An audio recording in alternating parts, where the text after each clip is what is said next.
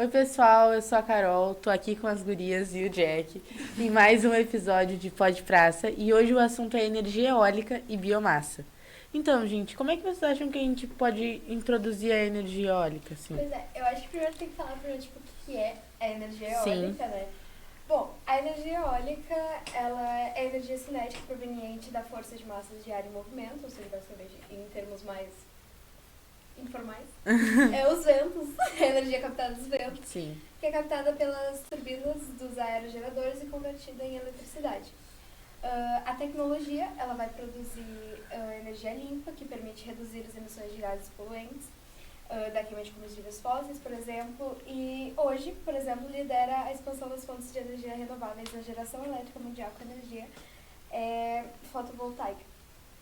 No Brasil, por exemplo, né, estamos no Brasil, onde as condições são favoráveis para esse tipo de geração, a capacidade instalada de projetos eólicos ela segue em crescimento desde 2005. Né?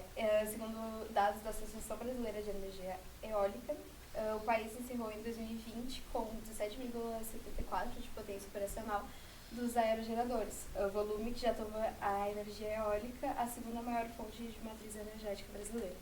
A gente tem diversos exemplos, né? Você, Praia do Cassino, tem, tipo, no final, Sim. não sei se você já foi. Na Praia do Hermenegildo também, na ida. Tipo, tem os... Tipo, Catavento. catavento, é um catavento que, tipo, ele vai captar essa energia dos ventos e transformar em eletricidade. E tem algum contexto histórico, assim, por trás dessa energia eólica? Então, tem, tipo, Então, muito. Tipo, desde antes de Cristo já se utilizava, tipo, muito tempo, né? Muito tipo, tempo. Tipo, Foi sem noção. antes de Cristo, Tipo, né? Gente, Que já se utilizava vendo, né? o vento existia.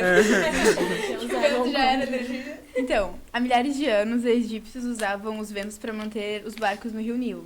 E isso, barco, né? Muitas coisas. Aham. Barcos. Tipo, tá ligada com as velas. Tipo, Sim. E é, tipo, energia. O vento tava ali, tava ajudando os queridos. Tá, Ajudando os agora, queridos. pra anos mais não tão modernos, mas modernos que Cristo, 1830, quando foi criado a eletricidade como a gente conhece hoje, de eletricidade. Agora, em 1880, foi criadas as primeiras turbinas de geração eólica, através delas que a eletricidade chegava às áreas rurais do Reino Unido e Estados Unidos. Então já tinha uma distância, né? Uhum. Em 1890, o desenvolvimento da energia eólica moderna aconteceu na Dinamarca. A maioria das coisas, acho que disso foi o que aconteceu na Dinamarca. eu não esperava isso. Dinamarca. Estamos Dinamarca no stop. Eu só lembrava dela quando, país com D. Tá. Aí, está, a partir do final do século XIX, aí aconteceu lá no negócio, uma turbina de 22,8 metros entrou em operação em 1897. E durante quase 100 anos, porém a prioridade foi desenvolver a geração de energia térmica, hidráulica, etc. Agora, na década de 70, 1970, já está bem mais recente, a crise do petróleo aconteceu e mudou muito a forma de como o mundo encarava o mercado de energia, né? Porque era só combustível, enfim, aí eles, porra, não temos tanto combustível, né? Aí eles acharam outro modo de sair disso.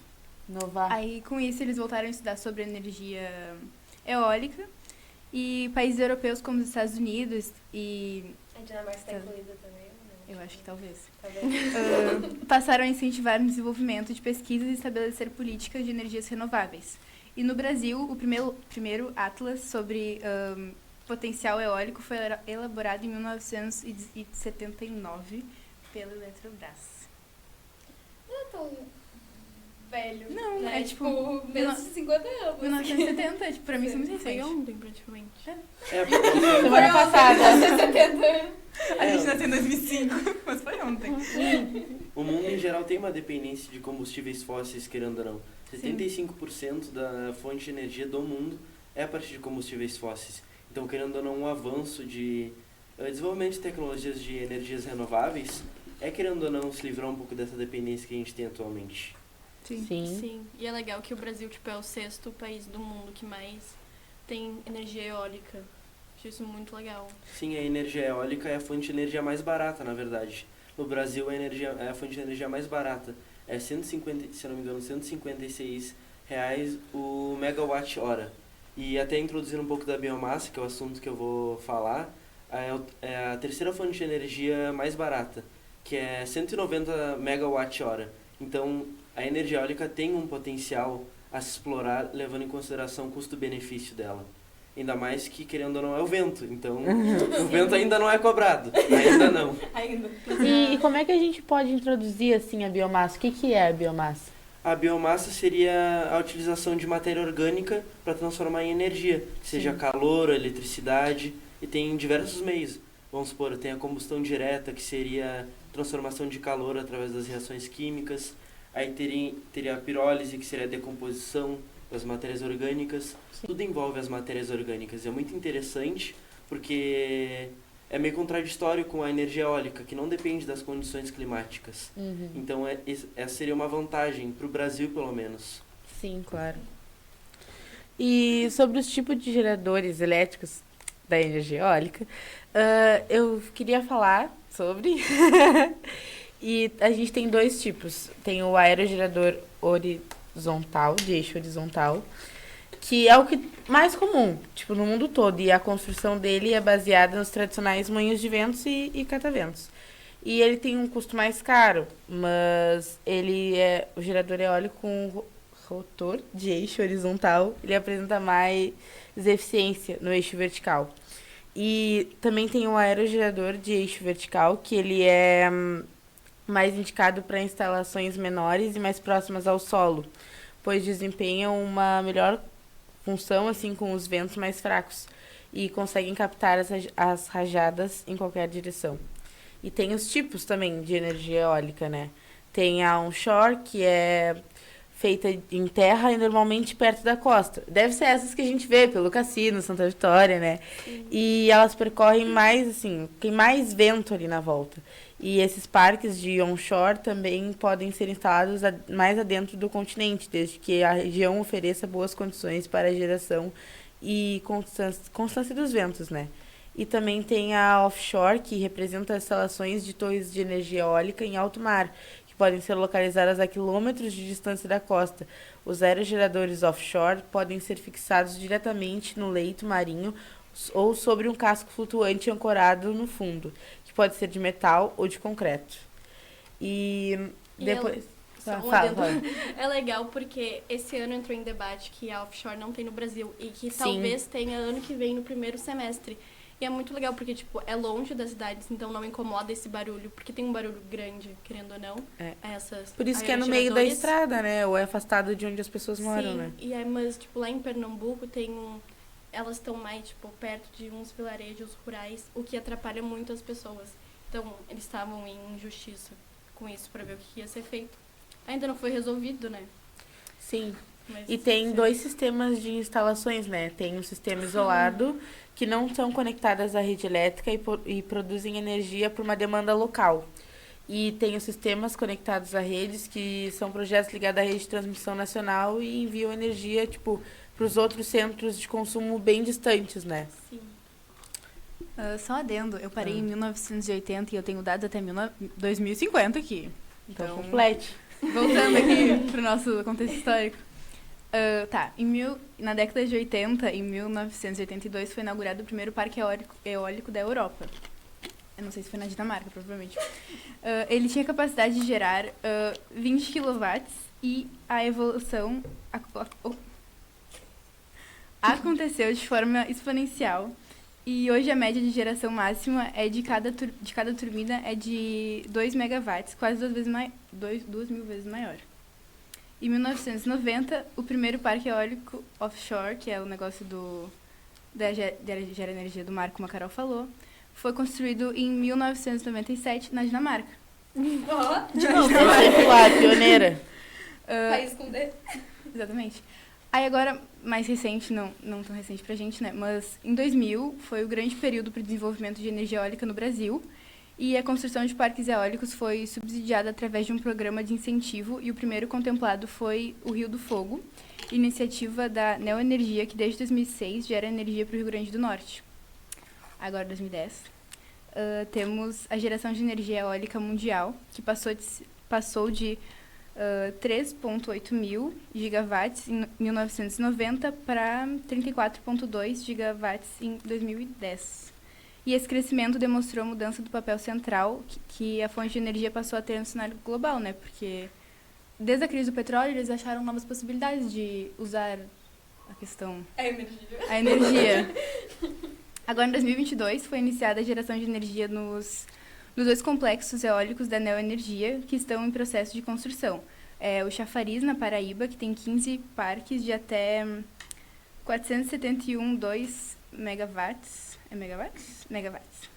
E em Oitis é o nome, na Bahia, e Piauí, que tem 12 parques de até 566,5 megawatts. E que é o maior, né, da América do Sul, Sim. eu acho, se eu não me engano, lá em Piauí. É legal porque, tipo, é praticamente tudo no Nordeste. Uhum. Aí, com esses processos, quando concluírem, a geração eólica poderá triplicar, atingindo muito mais, né? Porque, meu Deus. Resumindo. Aí tem dados de até, tipo, 2050, que a meta do grupo é alcançar a neutralidade do carbono para chegar a esse objetivo, né? Pois é, já parou pra pensar que, tipo assim, em 2050, por exemplo, a gente vai assistir esse podcast, entendeu? Aí a gente vai ver, nossa, realmente foi, tipo, sei Sim. Aí imagina se não acontece. Deu tudo errado. A gente sempre aguarda as cenas dos próximos capítulos. Eu acho interessante o adendo também da biomassa, da questão da neutralidade de carbono. Que a biomassa acontece a neutralidade de carbono porque ela libera dióxido de carbono na atmosfera conforme ela consome. Então acaba acontecendo como se fosse um equilíbrio. Então é muito interessante a utilização de fontes renováveis, como a eólica, a biomassa, para amenizar um pouco do efeito que surgiu com o uso dos combustíveis fósseis. Então, conforme ela citou também, tem um crescimento gigante da energia eólica, tem da biomassa. Isso é muito importante também para o crescimento do Brasil. É que nem a biomassa. A biomassa tem um grande potencial de crescimento, seja no Brasil, Rio Grande do Sul ou Pelotas até então, porque pode gerar novos empregos e a gente pode gerar formas mais baratas de impulsionar a economia, porque vamos supor que nem eu citei que a energia eólica é a fonte de energia mais barata do Brasil, poderia impulsionar, a gente utiliza mais os combustíveis fósseis ainda para outras áreas, seja educação, saúde, quaisquer sejam. Então eu acho muito interessante isso.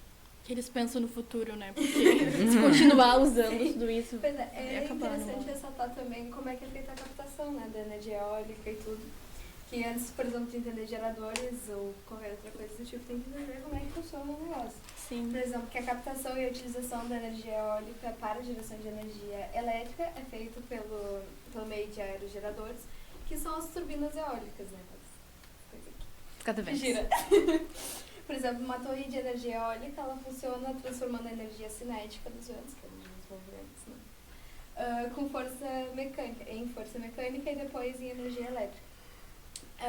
O funcionamento de um aerogerador, por exemplo, que é um gerador elétrico, começa pelas suas hélices, ou pás, como é que chama, que são as responsáveis por captar essa energia cinética dos ventos, que giram ao contato com a força dos ventos, mas sempre de forma controlada. O movimento das hélices faz girar o rotor, que é a parte frontal da turbina na qual são conectadas as pás. Sabe aquele narizinho? Que, tipo, Sim, narizinho igual um assim? catavento. Exatamente. E o eixo principal, que está conectado a uma caixa multiplicadora, que é gearbox também, chama, né? Que ela é responsável por multiplicar a rotação do eixo primário, tipo, também pode chamar de transição, de entrada e transferi-la ao eixo secundário ligado ao gerador. Que aumenta a velocidade da rotação, ou seja, ela vai girar rápido. Legal. Então, por fim, essa energia mecânica de rotação ela vai chegar ao gerador, no qual dois ímãs criam um processo de indução eletromagnética para produzir eletricidade em corrente elétrica alternada. Existem também geradores que produzem eletricidade em corrente contínua. Nesse caso, a turbina eólica deve conter um conversor para adaptá-la em corrente alternada, tipo, utilizando na rede elétrica e todos os aparelhos eletrônicos. Nos grandes parques eólicos, por exemplo, né, que você tinha citado dos parques eólicos, a energia dos aerogeradores é enviada a subestações de transformadores que levam a sua voltagem para ela se transformar aos centros urbanos por meio de linhas de transmissão de alta tensão. A biomassa, por exemplo, tipo, tem sabe explicar a captação, como é que é feita? A captação, na verdade, acontece de diversas maneiras, mas se resume em a captação de materiais orgânicos. Exemplo aqui do Rio Grande do Sul. O Rio Grande do Sul tem forte influência agrícola, então poderia usar os dejetos da produção agrícola, como casca do arroz, a soja. Então, seria mais ou menos isso. Que nem aqui em Pelotas, que eu citei a celulose antes, para impulsionar Pelotas no setor da biomassa, seria interessante usar essa questão da celulose, que seria mais a madeira mesmo. Então, acontece de diversas maneiras, que nem eu citei dos alimentos, acontece pela fermentação, que seria mais ou menos fermentar a ponto de captar energia. Então, acontece basicamente pela captação de materiais orgânicos, seja depois ocorrendo o processo de gaseificação, a fermentação ou combustão direta. Mas tudo gera em torno dos materiais orgânicos que a gente gera. Sim, eu vou falar então um pouco das vantagens e desvantagens, porque como tudo na vida temos, né? As vantagens são bastante, até é inesgotável, né? Porque o vento nunca vai parar. A gente realmente espera. Não sei. Se acontecer também. Aí voltando. Não emite tantos gases poluentes, né? Porque é uma... É o vento? Né? É o vento. É o vento. Não tem muito. Diminui a emissão de gases para o efeito estufa. Então é muito bom por ser uma energia renovável. E as desvantagens são que nem sempre o vento corre como a gente quer. Então, às vezes ela produz menos e às vezes produz mais. Então, acho que não dá pra, focar 100% nela por conta disso. O impacto visual, né? Porque acaba com a paisagem ali, a cobertura vegetal. E o sonoro, que eu já falei, né? Porque tem uns barulhos muito altos, como se fosse, um avião pilotando, sim. Não sabia disso, eu imaginei que fosse quietinho, Não, tem que barulho tu passando muito na alto. estrada não escuta, E né? perto tem, no Hermeno, onde fica, tem casas na volta. Imagina aí, o barulho. eu falei, Imagina dormir com aquela luz. Uma mosca ampliada. Uma mosca gigante. desencadeia, vários problemas, né? Porque se não dorme direito, depressão, ansiedade, essas coisas. Não, e a dor de cabeça. Esse remédio, Enxaqueca. eu tenho e é horrível, gente. Não recomendamos. Não recomendo. É que nem ela citou que não é tão interessante meio que centralizar só a energia eólica como a principal fonte. Então é bem legal intercalar em diversas fontes de energia e seria mais ou menos não ter uma dependência com nenhuma, que nem a minha depende de materiais orgânicos, no Rio Grande do Sul dependeria do setor agrícola, então é interessante diversificar e procurar maneiras de uma forma mais, como eu posso dizer, benéfica para o país. Então, acho interessante isso. Porque nenhuma é perfeita, né? Como a gente já viu. Vocês já assistiram aquele filme? Como é que é o nome do menino que fez um tratamento pra... Menino que descobriu o vento. Isso. É legal? Nunca vi. Nunca vi, mas já ouvi falar. Não, Não não vou ver. Todo mundo já assistiu aquele filme, que é ele tem que fazer, ele faz um catavento lá, e tem que plantação. Legal. Legal. Dica de filme. Dica de filme sobre... Tem a Netflix, mas não... Cultura. Tem a Netflix? Tem na Netflix. Tem a Netflix. É que eu não sei, né? Netflix eu mostro tudo, né? Tem uma plataforma que o Silvio ganhei, né? A gente não faz propaganda aqui. É verdade. Mas Uma Nenhuma plataforma marca. de streaming não nos patrocinou, então a gente não pode falar o nome. Não pode... Tá. E temos impactos ambientais também, que é os riscos às aves locais, né? Porque podem colidir ali e elas morrerem. É verdade. Tem isso. Eu não pensei nas Pobrezinha. aves. Eu nunca tinha pensado nisso. Nos animais também. Mas, não vê. A biomassa tem impacto Acho que ambiental. não, Mas ela Do deve ir numa nada, uma velocidade muito grande. E ele também não é devagar, né? Ou é? Qual é a velocidade de um voo de Eu acho que passarinho? não é Não, tão... eu digo do catavento gigante. Não é tão devagar. Depende do vento. Pronto. Resolvido. Igual os egípcios. Assim, E há a muito tempo biomassa antes de tem Cristo. efeitos ambientais? tem efeitos ambientais, tem que tomar um certo cuidado Aham.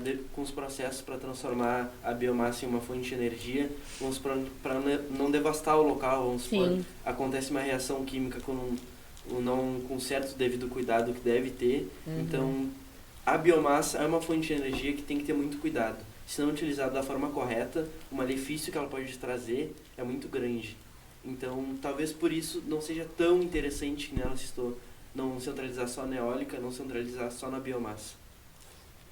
E eu só vou discordar de uma fala do Jack, que a energia eólica, ela é mais cara que a solar. Então a solar chega a ser mais barato por ser só uma placa. E a eólica, tipo, tem a torre, tem os aerogeradores, tipo, tem as pás, o NAS, sei lá. Gastos. E aí chega a ser mais caro. Aí um exemplo que eu trouxe para vocês verem as dimensões de valores é no complexo eólico de Osório, aqui no Rio Grande do Sul, que custou 4,46 milhões por megawatt instalados. Então é caro, é uma energia cara, como as outras, mas a solar é mais barata. E vale, tipo, entrar que o Brasil podia ser um produtor muito maior, podia estar, tipo, entre os 3, mas por causa da precariedade das estradas do Nordeste, não tem menos, porque lá tem mais vento, né? Então, se arrumassem as estradas, talvez poderiam ter mais.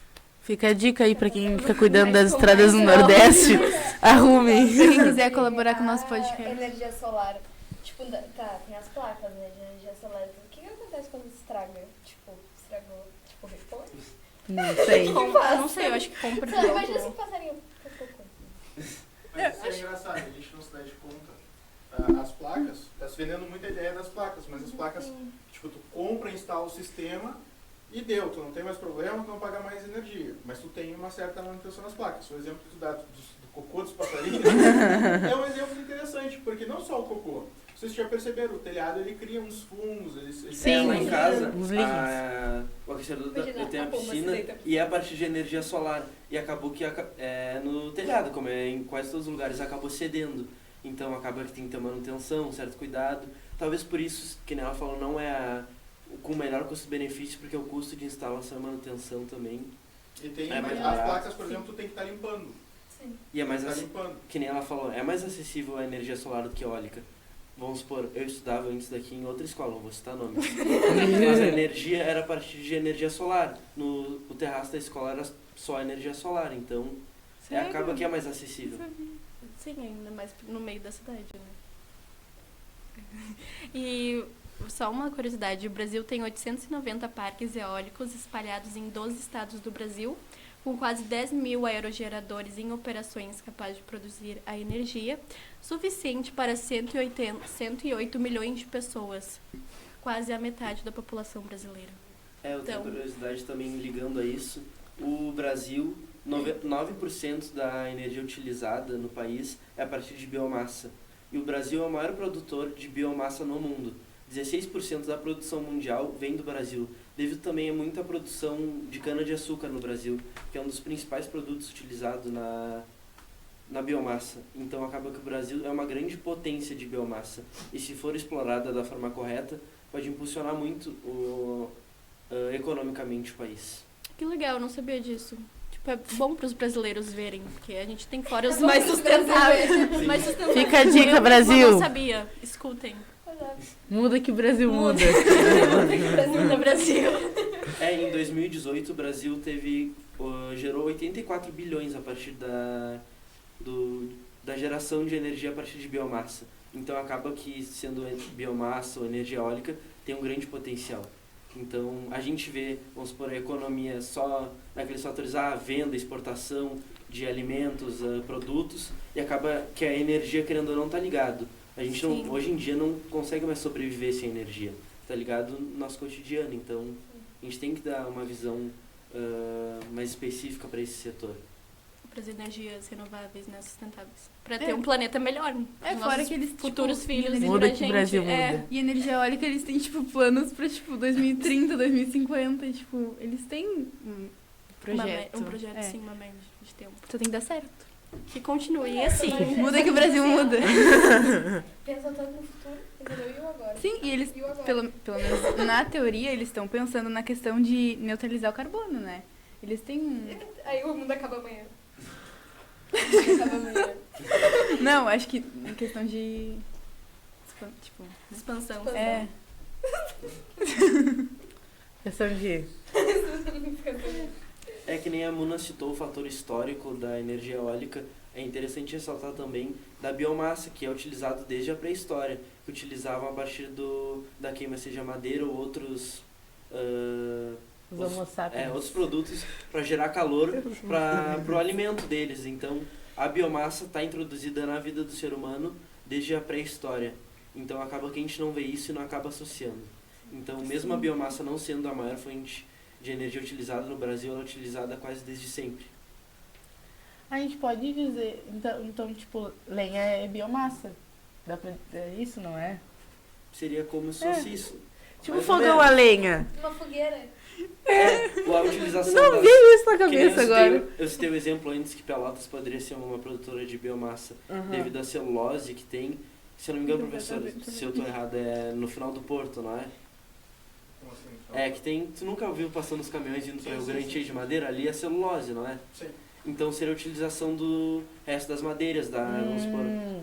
galhos. Sim. Não necessariamente só a lenha que tu usa em casa para fazer a lareira. Só a Mas seria Carol um processo produz de- Eu muito. tô fazendo uma biomassa em casa. Mas seria, porque seria um processo de combustão.